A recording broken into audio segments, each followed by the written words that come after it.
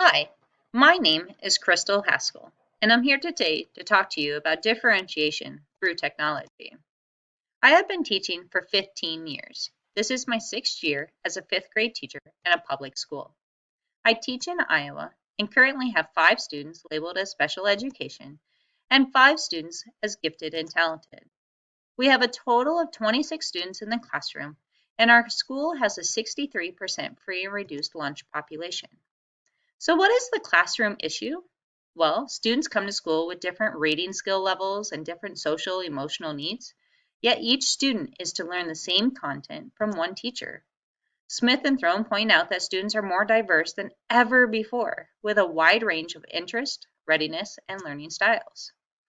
Taylorman, Giles, and Prince point out that teachers continue to teach one lesson to a whole class because differentiating for the students' needs is so overwhelming. The end result is that student motivation and engagement dwindles, affecting student learning. We even found, or the Alliance for Excellent Education found that about 6 million middle school students read below grade level in the United States. Is this really what's best for students? So is technology the solution? Teachers turn to technology to engage and motivate students, but technology for technology's sake is not beneficial. Technology can be a key to differentiate for varying student skill and social emotional levels because technology motivates and engages students, provides immediate feedback, and can improve academic performance. So how can technology help differentiate? Well, computerized weekly tests on comprehension can identify student skill levels. This then leads to teachers compiling heterogeneous groups to work on certain skills. Students not in a small group can work independently on a computerized program that is learner-centered, catering to their needs.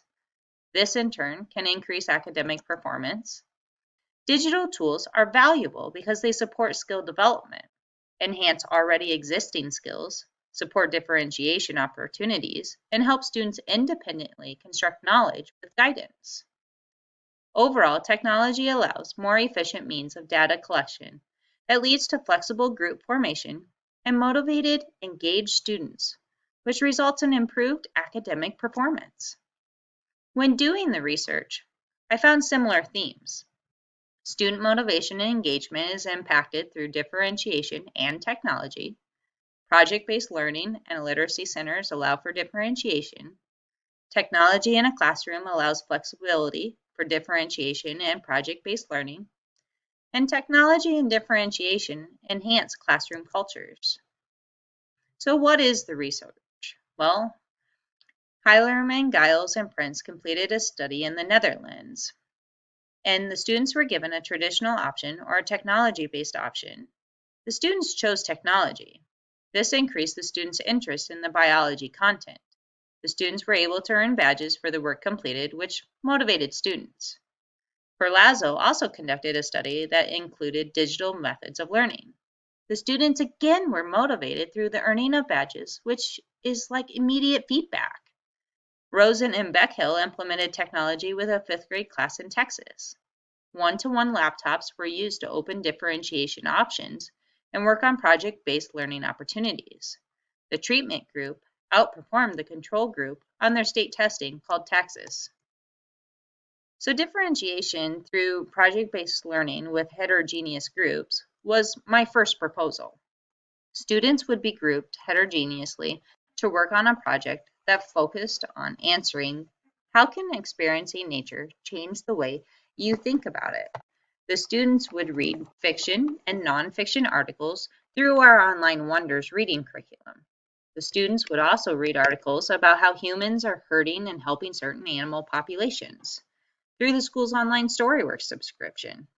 In the end, the students would pick an animal population that they would like to create a prototype of, a way to help save the animal from going extinct. Students would make a presentation on Google Slides, and that would emphasize the knowledge gained through the reading, the problem that was addressed, and the thought process behind the prototype proposed. Goal for the students would be able to answer questions with key details, quoting accurately from the text. These key details would form a main idea. They would also be able to summarize both fiction and nonfiction texts. Project-based learning is supported by Smith and Throne because it allows students to create and construct their own knowledge and understanding by building on their previous knowledge. Gomez and Gomez pointed out that the project-based learning helps build reading to learn skills that are needed in our rapidly changing workforce. So the benefit? Diverse students in a classroom would be able to construct knowledge that builds off their own previous learnings. Price, Dennis, Holmes, and Smith focus on how students build intentional cross-cultural connections and relationships with others as they pose and solve problems. Riley and Mitchell also promote project-based learning because its active and social learning agents improve social and emotional outcomes. So what's the benefit? Diverse students in a classroom learn to work together, learn from each other, and improve social, emotional outcomes.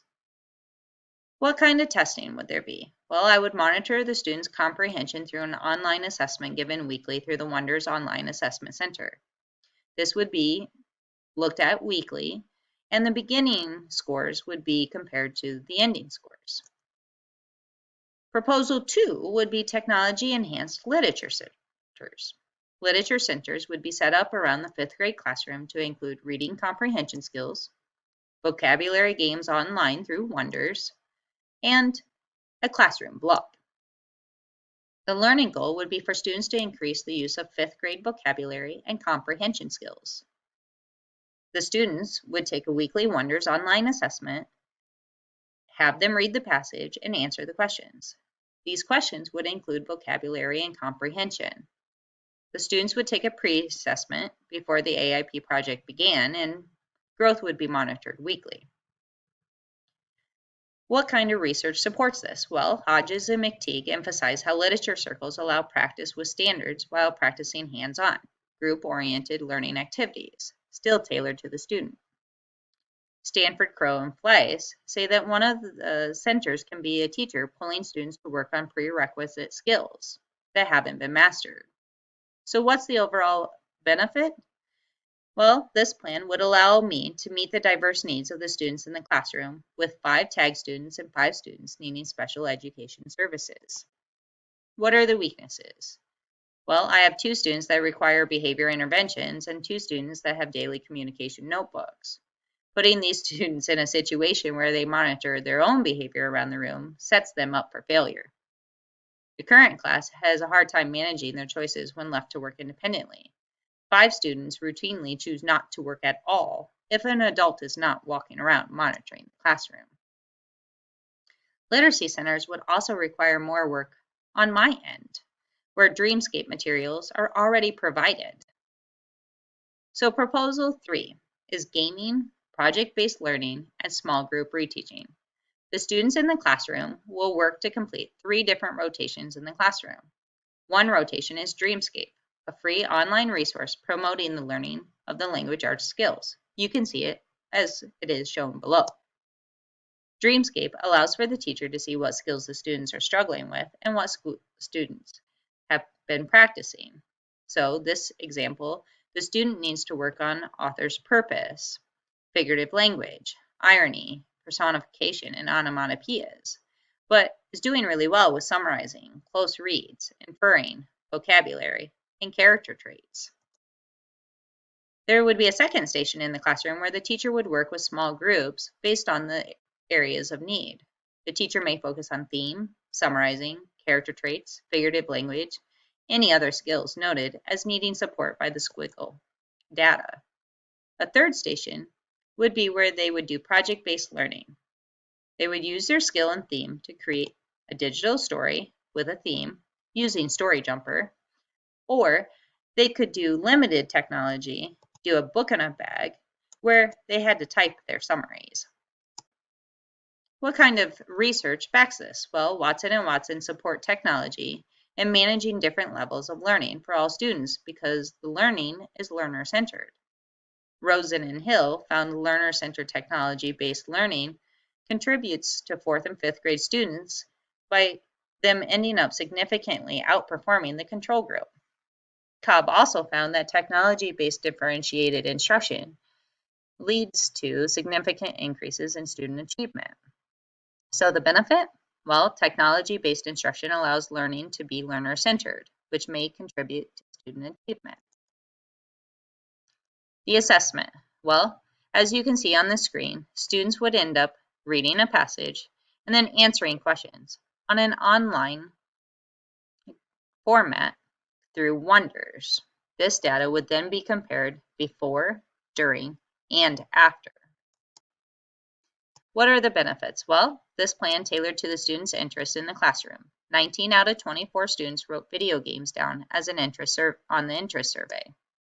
Squiggle provides students with immediate feedback through winning streaks and coins, and this has been proven to be very beneficial for low socioeconomic status students. And a 5th grade class has 5 tag students, 5 special education students, and 3 students receiving Tier 3 support.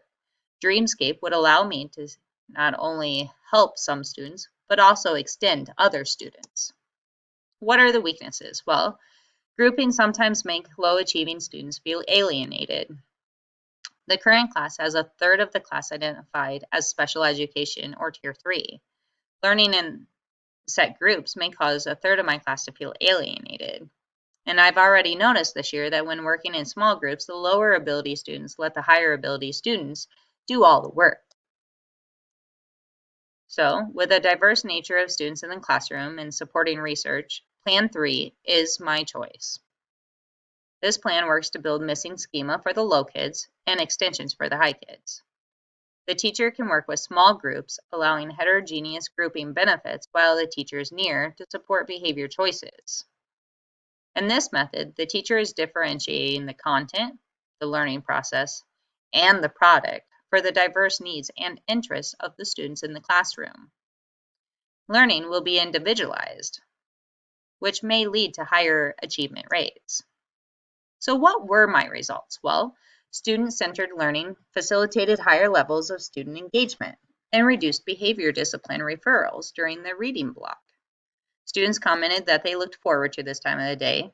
There were 0 behavior referrals, and the students that are typically very chatty were not and totally engaged for the entire 35 minutes. This is backed by Beaches and Rosen and Beckhill's research, which said implementing technology reduced discipline referrals and improved school culture. Results. Well, the students appreciated the immediate feedback that this motivated them. They liked keeping track of their winning streaks and earning coins to buy creatures. This is supported by research, again, that this is motivational to students. The AIP project showed that the use of technology was preferred by most students. When the students were given a choice of a book in a bag or creating a digital story, only 5 students picked the traditional method. This again is backed by research by Harrison, Giles, and Prince that found that technology increased student commitment and in turn increased student motivation. As you can see by the results, there were gains 3 out of the 4 weeks for both assessment measures. Here, I talked to my class about whether they were playing Squiggle for learning or for just gaming purposes. After that, everything increased. Here, we had 1 low week, which was very cultural reading, and I feel that may have impacted the results of that assessment. The AIP process is to help districts and teachers make sound teaching decisions through research and implementation trials to improve teaching and learning for all students. By starting with looking at research, teachers are choosing research-proven strategies to maximize learning time with a proven strategy. Trial and error goes on what a person feels will work. You can save time by going with what is proven and look up research of similar schools. In reflection, there were issues while working with the Squiggle program. Students would be asked the questions they had not learned about yet. So I feel like using Freckle would be a better idea because we would have more control over it. The downfall of the Freckle is that it's not a video game format like Squiggle, but it would still allow badges and earning of coins. It's clear that technology can be a motivator for students in the classroom. Technology does more than that. Technology helps